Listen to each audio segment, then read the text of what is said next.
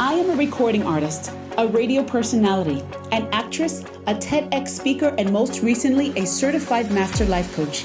And I am just like you, on this wild ride, a page-turning book filled with victorious chapters and chapters of sheer defeat. Well, I'm here in the arena now, here to help you create a beautiful life.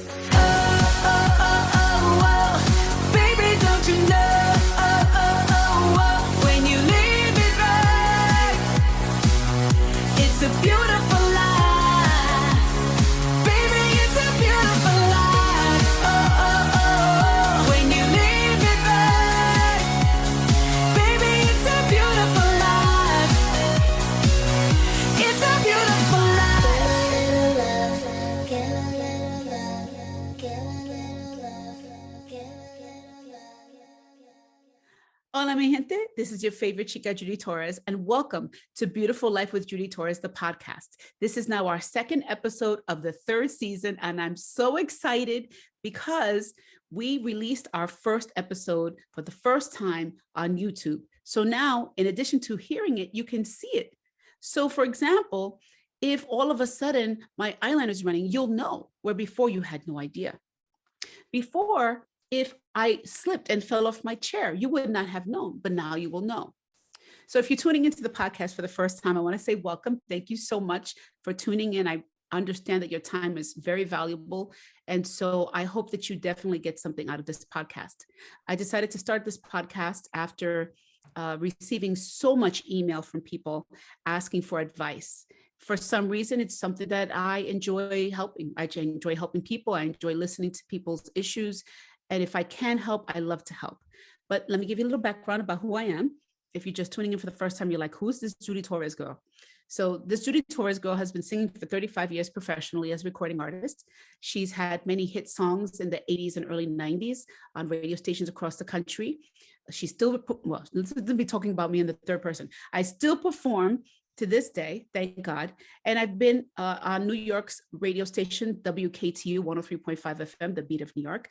I've been working there as an on-air personality for over 22 years.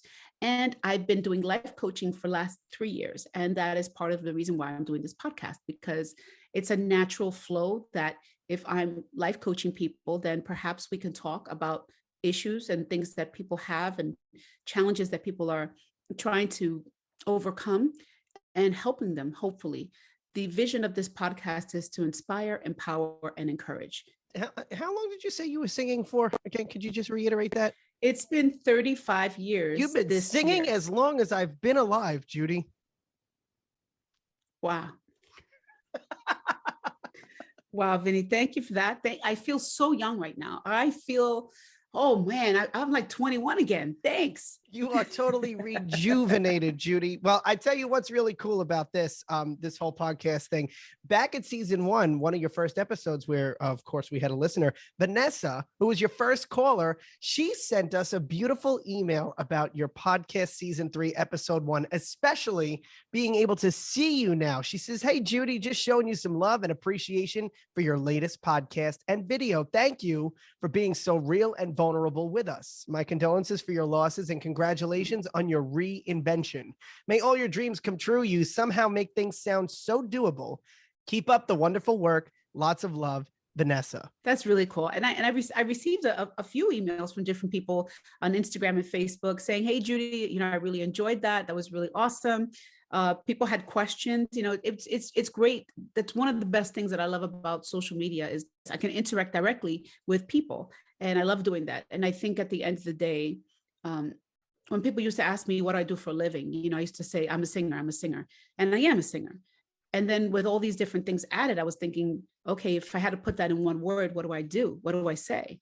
And it finally hit me. I think I'm a communicator.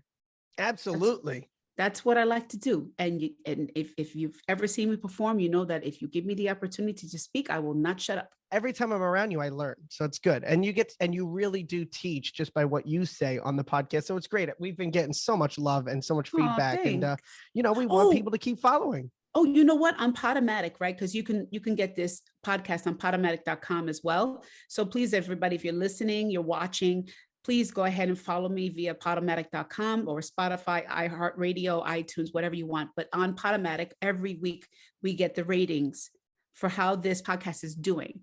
And this podcast this week is number 4. On the mental 4 health. on mental health. On the mental health topic. So I'll take it. 4 is good for the first episode back, because we were gone for a while, because let's be honest, life was happening to me seriously. If you tuned into the last episode, you know exactly what happened. So I'm excited. And I want to bring it to number 1. I just want to. It doesn't have to be number 1. It's just that when I do something, I do it all the way. And so I would love the feeling of being number 1, Couldn't have said it any better myself. And you people subscribe on YouTube as well. Judy's YouTube channel, where we're going to keep this all coming, and I'm sure other content as well, because with the shows coming back and everything, I'm going to pop up and do some videos of her and good stuff for her to put up there and content. So we keep it going. And today's topic, Judy, I know that we said we wanted to really touch upon it, was indeed the loss of your dad. And I know we got into it. We got into it a little bit in the first episode, but I think that we should dedicate a whole episode to it, because there's a whirlwind of emotion that comes with the loss of a parent. In August, when we were recording the final 2 episodes of season 2, you gave some pretty good advice to Speedy, who, if people don't know, is a longtime friend of yours, but also a radio personality. He is the iconic voice of freestyle shows, emceeing them, screaming whip at the top of his lungs. Yes. But he took COVID real serious, as did many people. And, he was in solitary for like 4 months in Puerto Rico with his mom. And when he came back, he had these emotional breakdowns over fearing the loss of his mom. And your dad was still alive, obviously, at this time. It was just about, actually, it was 2 days after his 90th birthday. Yeah. And you gave some pretty sound advice that you probably forgot about. I think that we should revisit that on this episode. So you should, I want to ask you, and maybe the listeners would want to see, does Judy Torres heed her own advice in situations like the one she's in right now? Oh, does she walk the talk? That's scary. Okay, go ahead. So I think before we get into that, why don't we talk a little bit about how you felt towards the end with your dad? So for those of you tuning in for the first time, my father celebrated his 90th birthday. We celebrated his 90th birthday on July 20th. And it was the first time and the only time that I ever put him on video with me, pretty much for anything. And I posted the video, and he was very proud, and he was very excited, because my father loves the limelight. He loves it. And all of a sudden, I get a phone call from my stepmom, Carmen, and she tells me, I took your father to the hospital. I had to call emergency because he couldn't breathe. So I'm like, okay.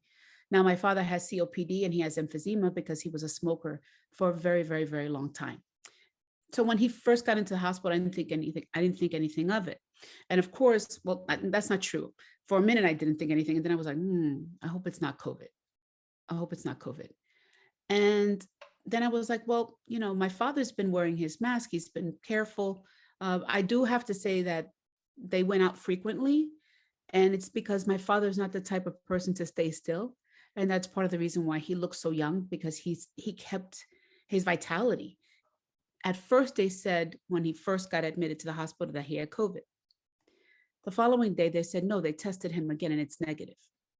So I got very angry, because as soon as I heard it was positive, I thought the odds were against him because of his age, because of the COPD and the emphysema. He is in that high risk category, big time, I was angry because when they said it was negative, it felt like you're playing with my emotions. Because as soon as they said positive, oh my God, and I'm not a doomsday thinker by any means. I'm the eternal optimist, but because I knew the dangers of everything, and I knew he was in the high risk category, it made me nervous. So for a second, I went to the panic mode. And then when they said it was negative, I was relieved, but I was angry. And then I was like, do it again, test him again. Well, they already tested him. It's negative. No, test him again. Test him again, please. So they tested him 3 days in a row. And for 3 days, it was negative. So he was getting sort of better in the sense that his oxygen levels were increasing, but they never went to the optimal oxygen level that you need. I don't know if they look for 100 or 98, 99, something like that, but he was 93. So every day progressed, and it was like one day he was great and another day he wasn't. So thankfully, a different doctor came in, and the doctor decided, we tested him 3 times and it was negative. But you know what? One more time, because something's not right. He's just not getting better. And it came back positive. And at that point, I believed it. And then it was torture because I have multiple sclerosis. I was diagnosed with multiple sclerosis. And so I'm in a high risk category too. I'm one of those people that has a compromised immune system. So I'm thinking, okay, if I go see him, and God forbid I get COVID, it could be dangerous. I didn't know what to do. And so nobody was allowed to see him. You know, his wife stayed with him in the hospital. And I said to her, he has COVID. What are you doing in the hospital? Go home. But he didn't want her to leave because he didn't want to be alone. And she didn't want to leave him. So just to set the record straight, he was not on a ventilator. He was breathing and he was speaking. He was not on a ventilator. He was breathing. He was speaking. And I want to let the public know they were both vaccinated. Wow. With both injections, both shots. So despite being careful, wearing the mask, my father is the type of person that when a doctor says something, he listens. Whatever the doctor says, he does it. So as soon as he heard wear the mask, disinfect, wash, he did all those things. And he looked pretty good for his age, and he was pretty physically fit for his age. Yeah, he was pretty good. I mean, you know, his knees were arthritic, but other than that, he was fine. He wasn't walking with a walker or anything. Believe me, I thought my father was going to outlive me. So I couldn't understand what was going on. And so finally, a few days later, his wife did get COVID. And so Carmen went home because the hospital said, you have to go home. You have to self-quarantine. And when you're good to go, once you're not contagious anymore, you can come back. So she did that. And while she was gone, that's when I would say he started to deteriorate. And he would call me, and sometimes he would be very lucid. He would be speaking normally and talking to me. And his biggest thing was, tell Carmen to come back.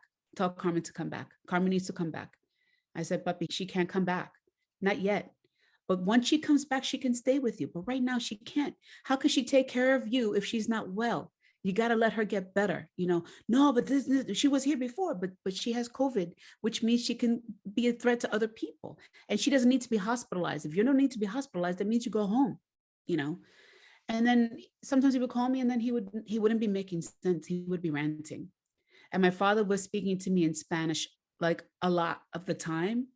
And most people wouldn't see that as a danger sign, but I did, because my father didn't speak to me in Spanish. Once in a blue moon, he would try to test me to see if I understood what he was saying. So do you think like in those moments, he might've been reverting back to his childhood or something that, you know? I wondered what was going on, because he was rambling, you know, he was rambling. And then another time he would call me and he would be yelling, this nurse, I need a nurse. And I've been sitting here, you know, complaining that they're not waiting on him, basically hand and foot, you know. And I try to say to him, Puppy, they're very busy, and you got to be patient. And, you know, so then I called the nurse's station and asked, and, you know, can you just check in on him a little bit more? He's not used to being alone. He's always with his wife, you know. And then a few days later, I had a show. He wasn't getting better, but I was talking to him all the time. And he would call me 2, 3 o'clock in the morning sometimes, because he was lonely. He was scared, and he probably couldn't sleep, you know. And so every time the phone rang, I ran to the phone and I talked to him. But it was difficult. It was getting difficult to have conversations with him because he wasn't making sense. And so, of course, I don't want to hang up on him. But what do I do? What do I say? You know, except I love you, Puppy. You know, hang in there. Carmen's going to come soon. I'm going to come soon too. And we're going to be together, and we're going to do this. And we're going to do that. And so I had a show, and I did the show. And on my way to the show, I got a phone call that he may or may not make it till Monday. And I'm like, what do you mean may or may not make it? Are you trying to tell me he may not make it? Well, the thing is, he goes back and forth from getting better to not getting better. So we're not really sure. Okay. And I thought for a second, do I turn around? What do I do? What do I do? You know? So I decided, all right, my brother and my sister both said they were going to go see him. So I said, okay, they can go see him. And maybe I'll go in the morning. So on the way back from the show, my brother said he was with him. My brother said he seemed okay. My sister saw him. And then the next morning, I woke up like 6:30 in the morning and I just didn't feel right. It just didn't feel right. And I want to let the listeners know and the viewers know, when you have a gut feeling, you follow it always. Your gut will never steer you wrong. And so I just had a feeling, and my immediate thing is I got to get dressed and I got to go see him now. I went to see him.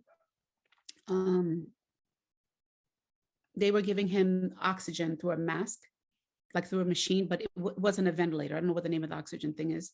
Probably like the BiPAP type of thing. Right. So it's like, so it's funny how as soon as I walked in, I had the gown on, I had the double mask, you're covered from head to toe pretty much.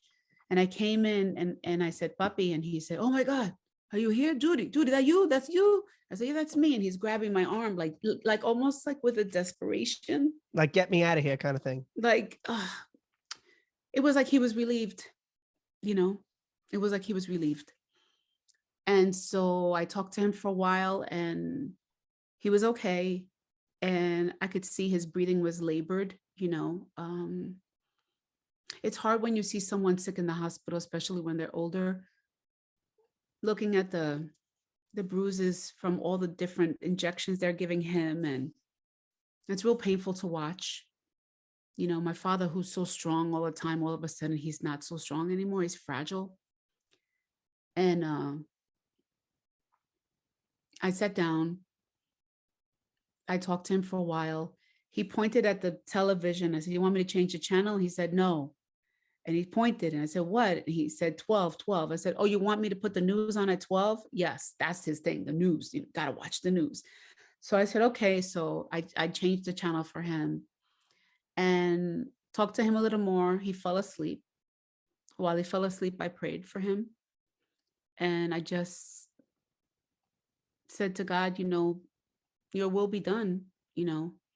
I don't want my father to go. I want extra time with him. Please help. Please help. And then I sang to him. I sang Ave Maria to him twice. I don't know why twice, but I did. I sang the song from the musical Yentl, Papa, Can You Hear Me? And I sang the Our Father to him.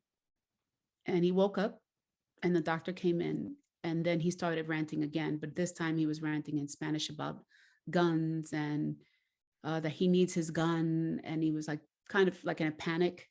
And I really felt like he was hallucinating or he was remembering something from a long time ago or something. Or maybe he was just having a dream and he was dreaming with his eyes wide open, which that can happen too. So I said, Papi, you don't need your gun. He said, yes, I do. Yes, I do. No, you don't. You don't need it. You're safe. You're here in the hospital. And he took a deep breath and, he said, you're so beautiful, Judy. I said, thank you, Papi. And my father rarely complimented me. Rarely. So it was, it took my breath away to hear him say it, And so we went back to sleep and I prayed for him again. And I was with him for maybe almost 2 hours. And the doctor said we have to make a decision whether we're going to give him care to make him as comfortable as possible, or whether you want to keep treating him for COVID and see if he gets better. So I said, can you give me an hour? Let me talk to his wife and my brother. I don't want to make that decision alone. And she said, okay, you can have an hour. And she left. And I looked at my father and something told me this is the last time you're going to see him. So I thought, all right, so I have to say whatever I need to say. So I said, I love you, Papi. I will always love you. And I said, I forgive you. My relationship with my father was a difficult one a lot of the time. Not all the time, but a lot of the time. And so I didn't want him to leave the earth without knowing that I wanted him to know I forgave him. And I believe that even though he was with his eyes closed or whatever, I'm a firm believer that they hear you even when they're sleeping. So I said, I love you and I forgive you. And if you want to go, if you want to, I release you. And I got in my car. Again, I looked at him and I was like, I think this is the last time. And am I okay with it? And something told me if I stuck around, I would get more emotional. And I wanted to talk to my brother and his wife really quick. I want to figure out something so I could tell the doctor. So I got in my car and I called them and we were talking about what we were going to do. And, I got another call while I was on the phone. And it was the doctor. And she said, Judy, I'm so sorry to tell you that your father has passed. And what was the increment of time from when you'd left the hospital? 20 minutes. Wow. 15, 20 minutes, something like that. Maybe 10. I don't know. It was short because I got in the car, just left the parking lot. I must have been half a mile away or something like that when I got the call. So I don't know. It's hard. It's just, all I know is that it was, it's like part of me expected and part of me was shocked. I didn't know what to do. So I was still on the phone with his wife and my brother, and I told them that he passed, and she screamed. It's horrible, and I even wonder if I said it right. I wonder if I could have said it in a way, a softer way, a gentle way, but ugh,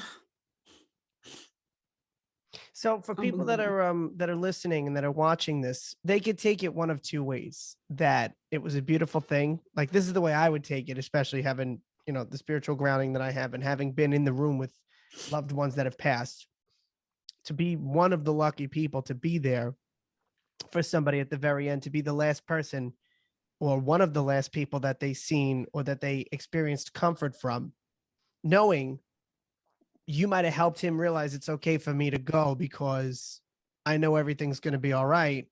Maybe you offered that. Or, wow, should I have stayed? Would he have stayed around if I would have stayed?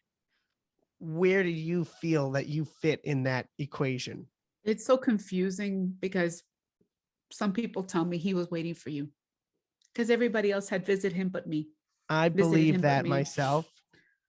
And some people are like, you helped him, pass. You helped him transition. But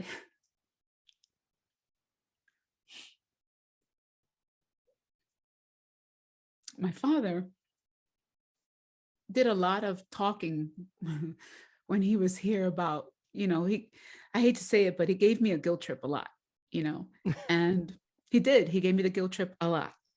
And so he used to say things like, oh, because he would say, when am I going to see you? I said, puppy, I can see you next week, but I can't come today. You know what? You're going to see me when I'm dead. That's when you're going to see me. And I said, puppy, stop it. So he did a lot of guilt trips.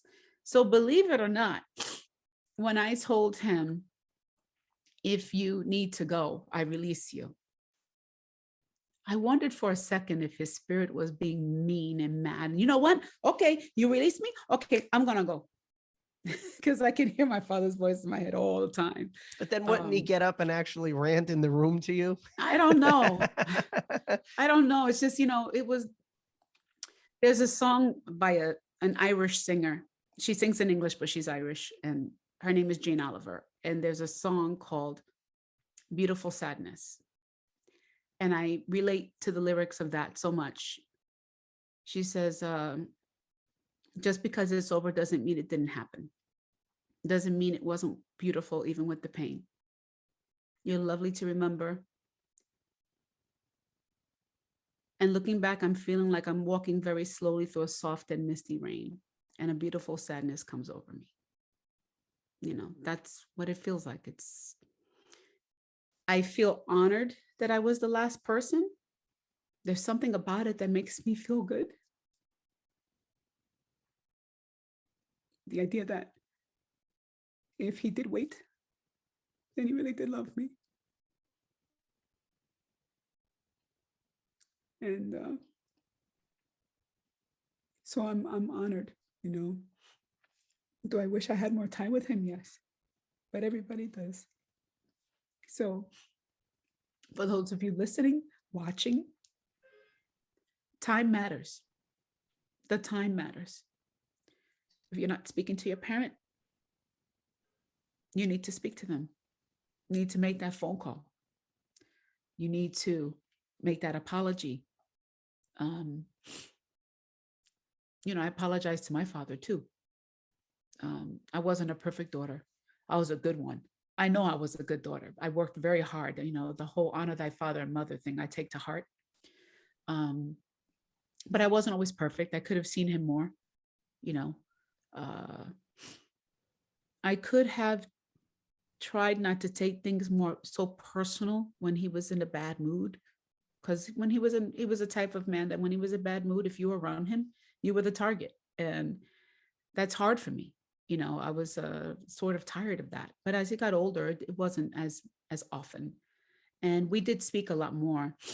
When he was like 89, 88, he started to talk to me a little bit more sanely, more calmly. He wasn't always so upset all the time.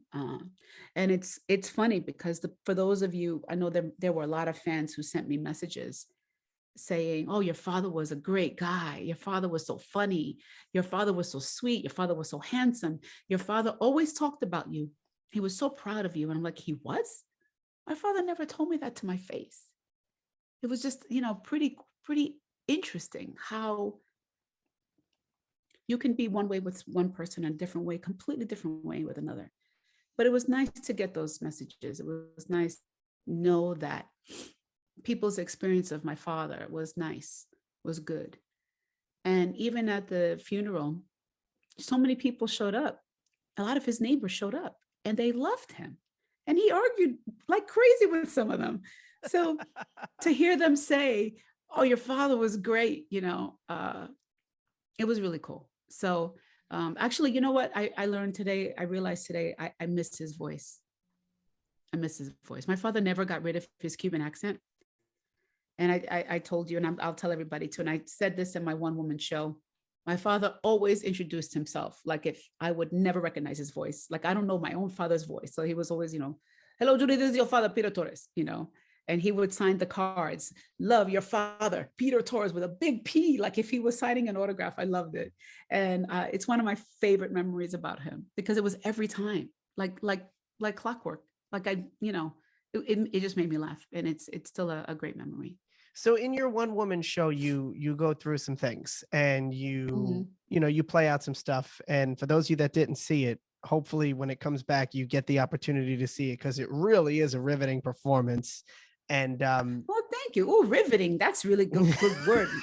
That's a good word, Vinny. Well, riveting. It is. It was moving. Riveting. I mean, I was second row from the stage and I felt all of the emotion and all the energy roar right up in my face. And you really captured the essence of what it was that you were trying to portray. And one of the things that really stuck out to me was the experiences with your dad. When you said that you forgave him, did you instantly feel it? Was it something you were working on for some time? Or is it at that point you're just like, you know what? Nothing else matters right now other than this moment that I have? It's a combination of all those. I've been working on forgiving him for years. That's the truth. When you're a child, you have no control over your life. Everybody has control over you, what you say, what you wear, where you go, what you do. And sometimes there are experiences that are quite traumatic and you remember them. They're sealed into your memory or seared into your memory forever. And so there were things I was angry with my father about. And when I was in my 20s, I actually attempted suicide. And thank God I didn't succeed. And when I came out of the hospital, I was in therapy and the therapist suggested I bring my father to come to a session. And when I told my father that I wanted him to come, he said, I'm sorry you're having mental problems, but I can't come because my knee is, I was like, wow. And I was very angry because not that it was my father's fault. It's just that there was a gaping hole in my heart for my father. I wanted my father around. I wanted to have a really good connection with him and I didn't. And that was hurting me. And I never got a chance to tell him things like, I was terrified of him. I never got to say, Papi, you scare me. Your temper scares me. I never had a chance to say, where were you? Because my mother and my father split up when I was 7. And I understand my mother had to leave. You know, it was an abusive situation. My mother had to leave. But my mother never kept us from our father. So when my father came around, sometimes he would come and sometimes he wouldn't. And sometimes I'd be waiting for him to show up, to pick me up. And my brother would give up after a while, and I'd be standing out, no, but Papi's coming, but he's coming. And he wouldn't come.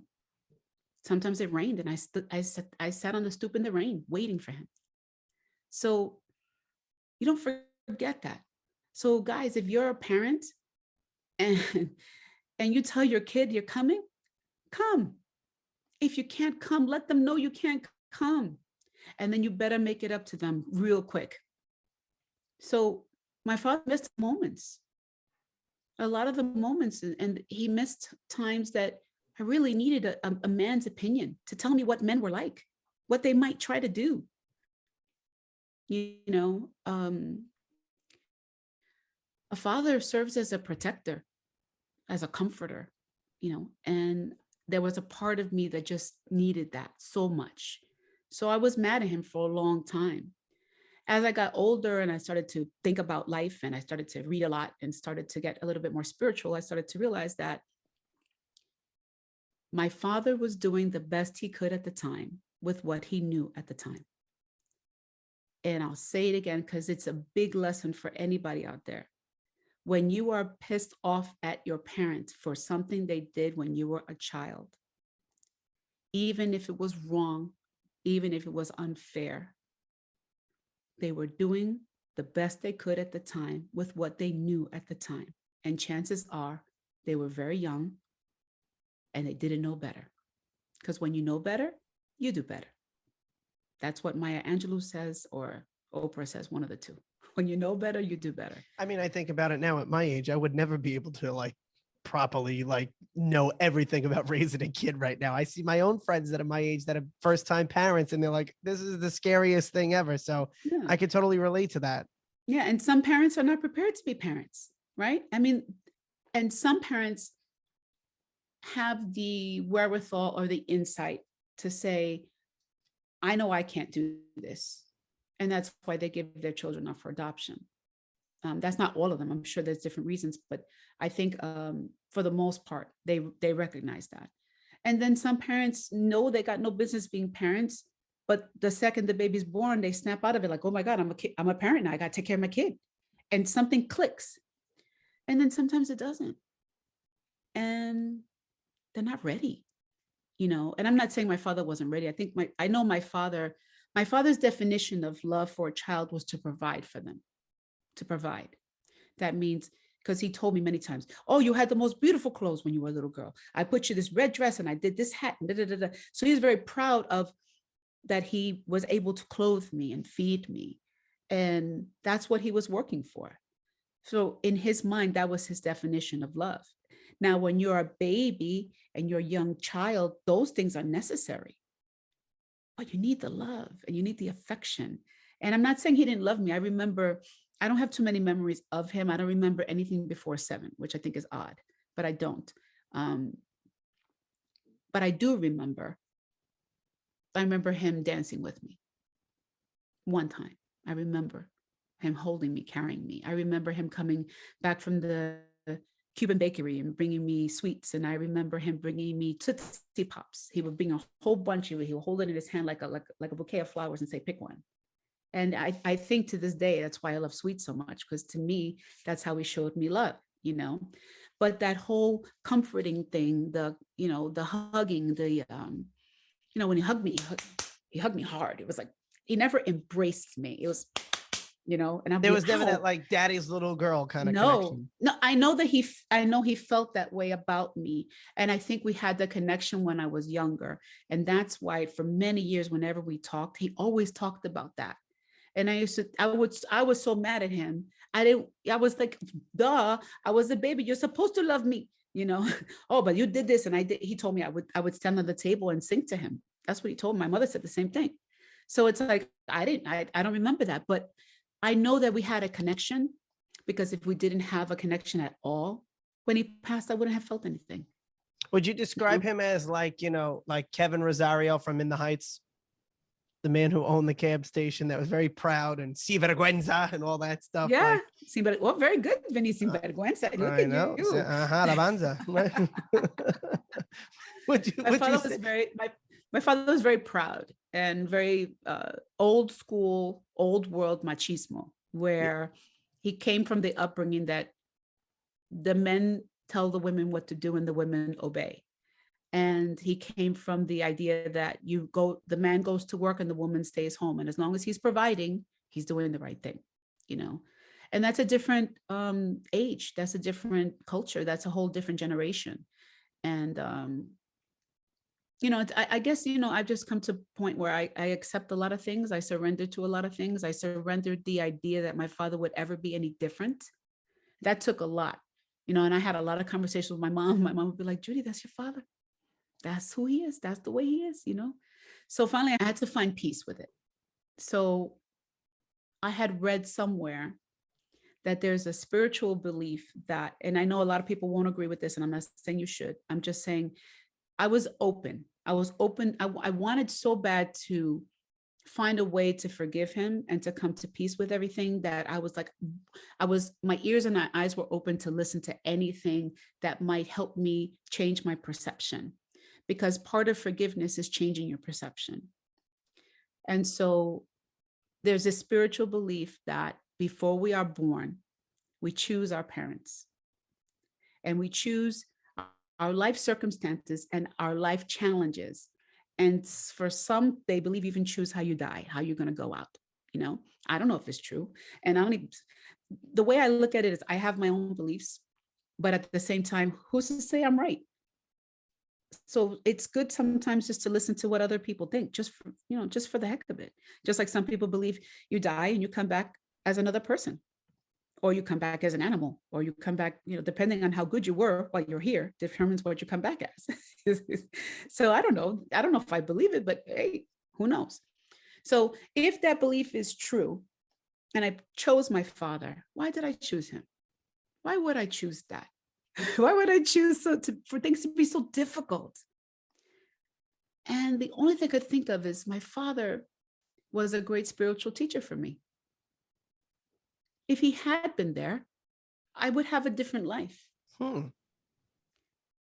I learned to figure it out. I learned to find a way to be stronger, and I definitely learned tolerance. I definitely learned patience. These are the things my father taught me. I learned how to find out what somebody's story is. Because when you know someone's story, you can understand why they made the decisions they made. And I really didn't know my father's story. My father never shared his story with me, which tells me it must have been pretty bad, which could explain why he was so tough. Because I'm going to be tough because you can't hurt me. I'm not going to let you hurt me. I'm going to hurt you first before you hurt me. He's obviously had some angry issues. He was angry at the world. He adored his mother. His mother passed away around the holidays. He never celebrated another Christmas or New Year's after that. Never. Interesting. You bring that up. When you spoke to Speedy. How you handle life is how you decide to perceive it. Your perception is your truth. And sometimes to get over something, all you have to do, it's not that easy, to make a decision. That's the first thing. You have to decide, I want to forgive this person. And then from there, you rephrase your thought. You think of the negative thought, and you have to rephrase it into something positive, something you can work with. I had a client actually today that I was life coaching, and she was very angry. Her husband had passed away, and she was very angry. And I said, "You're angry at who?" At him. Why? Because he left. So I said to her, you can look at it as he left me, he abandoned me, and he left. Or you can look at it as I was loved by him. He chose me. He loved me. He loved no other woman but me. What an honor and what a privilege to know that I could be loved like that. That's a blessing that you had him for that long and that kind of love. And it was weird. It was like something shifted in her face. I could see it. And sometimes that's what it is. Sometimes you got to find a way to look at it differently. And if you can look at it differently, you can learn something from it. And once you do that, then you're not so mad anymore. Right. And you can forgive him. You can forgive him. Wow. So do you think that his demeanor with you and the relationship you had made it a little easier to deal with his passing? You know, there was something really, I mentioned this in the last episode. There was something really magical about his 90th birthday. That balloon, the balloon that I bought him the balloon, and he was a little kid. He was so happy. And if you watch the video that I posted on Facebook, you could see it. He was beaming. And I just felt like, you know what, we're okay. Me and him are okay. Like, forget everything that happened. The past is the past. All you really have is the present. You know, people who are depressed because they're stuck in the past. People who are anxious because they worry about the future. All you have is right now. And if I chose to constantly be like, well, he did this to me and he did that and he wasn't doing this, and then I would be mad today. But that happened so long ago. And he's still trying to have a relationship with me. So I make the best of it. And that's what I did, you know? And what's the irony that, you know, you longed for this all your life, this connection with him. And in the end, he needed you. I guess, you know, I don't know. All I know is I tried my best. That's all. I tried my best a lot. I really tried. I never gave up on him. And a lot of people gave up on him. But something in me knew that I have to try. I always said I don't want him to leave this earth with me not talking to him. And I'm glad I did it. I don't have any regrets, you know. I wish there were things I said to him that I was too afraid to say. Because when I would try to tell him things, if obviously he didn't like what he was hearing, he would get angry. And I grew up being afraid of angry. I grew up being afraid of anger because I saw in my lifetime, in my youth, in my childhood, when people got angry, somebody got hurt. So I anytime someone got angry, I, you know, back away real fast. And that's interesting because in the last episode, you said you'd never want to be the reason for making somebody mad or cause them to become angry because you'd witnessed so much. It's hard profound. For me to handle. Yeah, it's hard. Thank you for bringing that up. It's hard for me to accept anger. It's hard for me to express it, but it's harder for me to accept it because people have every right to be angry. And I think that for those who are well-rounded and functional, when you express your anger, it's expressed in a healthy fashion. But when you begin to curse at people, when you begin to bring up the past, when you demean them, when you put them down, when you throw something, when you break something, those are not healthy ways to show anger. And that's what I grew up with. So when someone's angry with me, of course, you know, the initial thing is, oh my God, am I in danger? And then I have to remember myself, I'm an adult now. I can handle it. When I was a kid, I couldn't, but I can now, you know. That's usually the first reaction. And the second one is, I don't want to get you upset. I'm going to get deep here, but some of that is the past trauma. You know, growing up as a kid, I saw a lot of violence. And so when someone's angry at me, even if I know they're not going to hurt me, my first reaction is, oh my God, you know, it's like a trauma. It's almost like a PTSD. Yeah, I'm not going to say it's PTSD. You revert back. Because PTSD is worse than that. But yeah, so, but I know that while I'm here on this earth, there's things that I have to learn and things I have to work through. And anger is one of those. And I'm okay with that, you know? So I say we take a listen now. You hit on some of the stuff that you actually mentioned. So it is pretty interesting. I think Judy Torres does actually walk the talk. But you gave some pretty good grounding advice to one of your colleagues and friends that the world laughs with and laughs at for comic relief, but it just goes to show that behind the microphone and behind the stage, we're all human. And he had some pretty rough moments, but there you were doing what you do best. So let's take a listen. Okay. What happened was I felt like my mind was playing games on me because everything that I kept thinking of was, what happens if I'm not here for my mom? What happens if something happens to my mom? What's this? What's that? What's this? And you know what? And I never thought of these things before. And I'm running downstairs, waking up mom in the middle of the night. Are you okay? You okay? It got a little, really out of control. How long ago did that happen? 6 or 7 months ago. Okay. And how are you feeling now? You know what, Judy? And I'm going to keep it.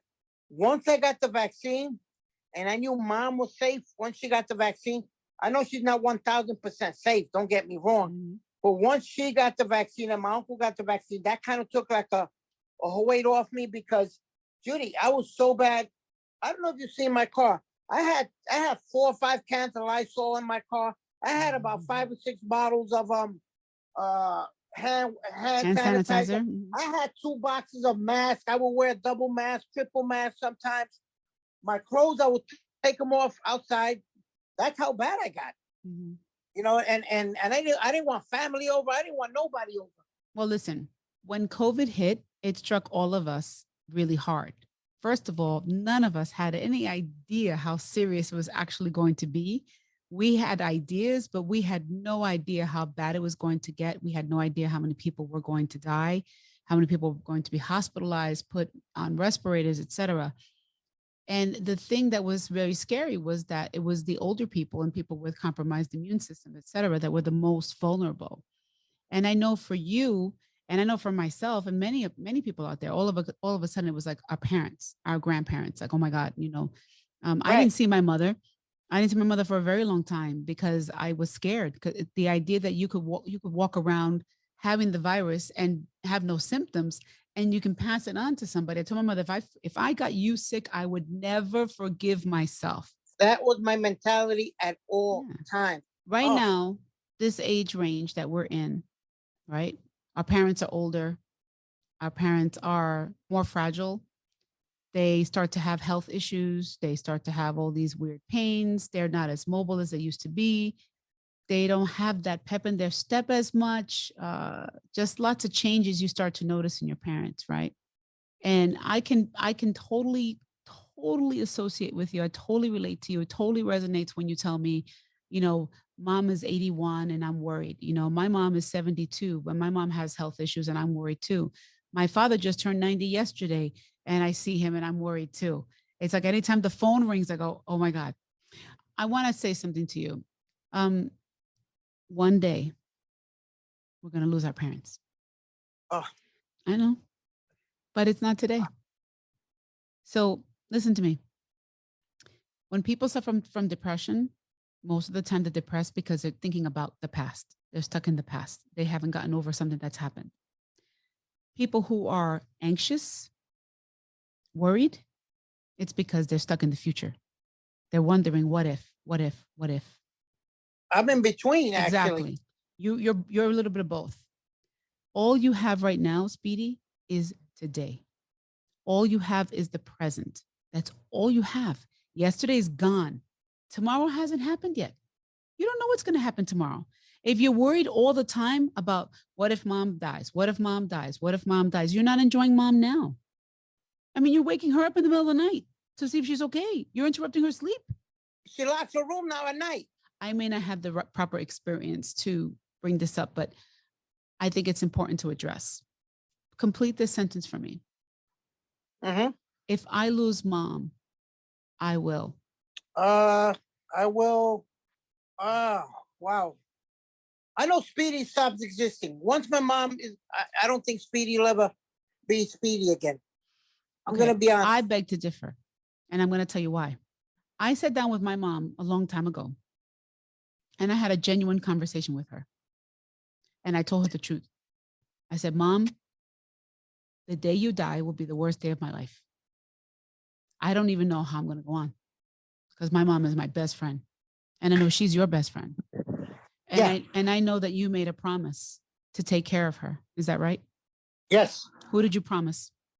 my pop, Mhm. before he passed away. Does she have everything she needs? I believe so. Does she have a roof over her head? Yep. Is she hungry? Nope. Does she want for anything? No, I take a shot. Do you take her to her doctor's appointments and stuff? Yes.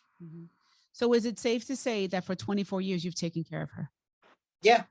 So if your father came down and saw you today, would he not look at you and say, good job, my son.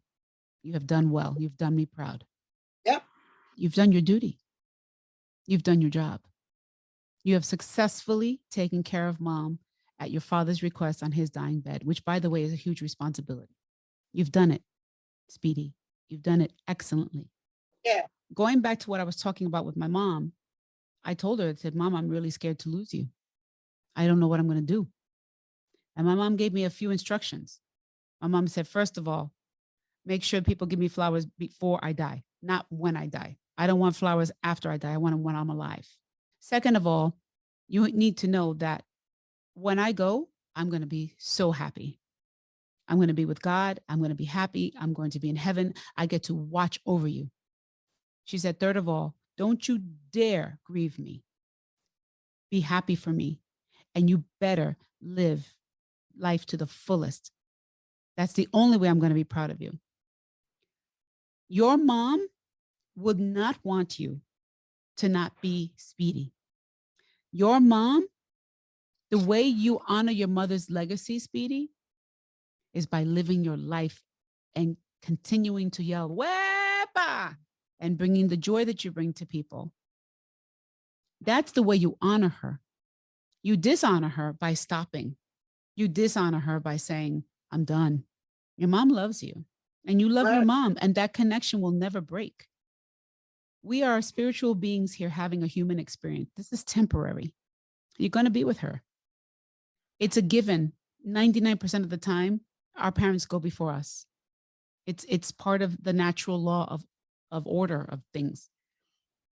And you are worried because for some reason, you're so enmeshed with taking care of her that to you, you're both connected, that it can never be severed. And it won't be severed. Spiritually, it won't be severed. Physically, it will be severed, but not spiritually. You've got to feed yourself things. You've got to do things on your own that bring you some joy so that when the time does come, you're not lost. And you say, I don't know what to do. I don't know where to go. I don't know who to talk to. I don't know what to do with my life. Your job in taking care of your mother, one of the ways you take care of your mother is to continue to take care of yourself.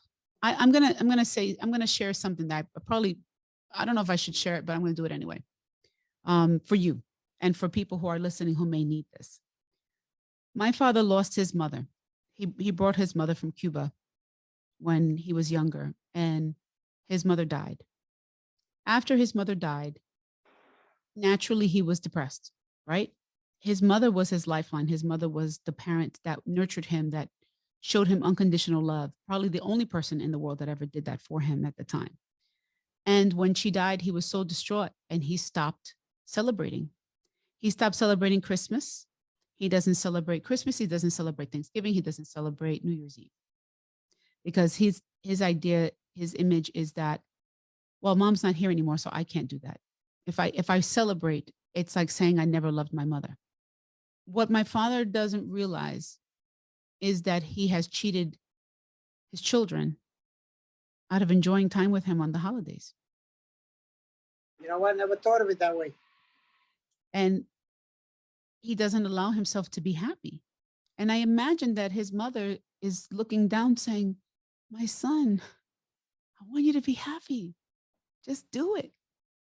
I think that you developing a sense of yourself and who you are and what you like, and surround yourself with people who lift you up and lift up your spirits, that's what you need to do.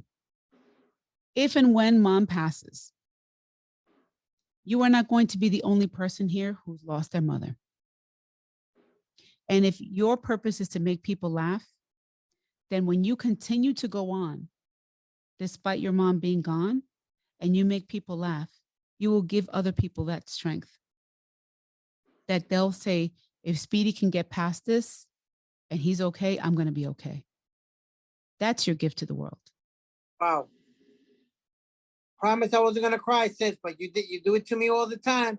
I'm not trying to You make you really cry. I'm trying to did. give you encouragement. I'm trying to give you something you can hold on to so that if Oh. and when something like this happens, you understand. See, life is, Speedy, life is how you look at it. It's all about how you choose to look at it. If you look at it like when mom goes, I'm done, then you'll be done because that's what you believe. But if you say, you know what, mom loves me so much that mom raised a good man, and I'm going to show everybody what that looks like. And you know, damn it, I came on this earth to make people laugh, and that's what I'm going to do. And I'm going to let people know that even though I lost my mother's spirit, my mother's joy lives inside me. And I continue her legacy and I keep the family going because that's what I do. And I will not let anybody stop me from making people happy because that's what mommy wants from me.